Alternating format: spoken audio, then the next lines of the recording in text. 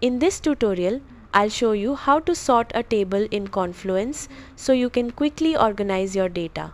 By the end of this tutorial, you'll know how to sort table columns in ascending or descending order to make your information easier to read.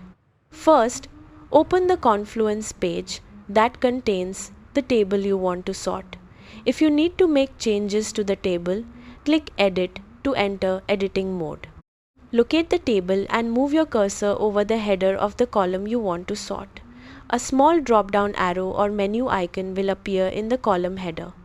Click the column menu and choose Sort Ascending or Sort Descending depending on how you want the data organized.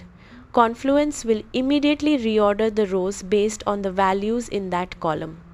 You can repeat the same process for other columns whenever you need to organize your data by name, date, priority, or any other value.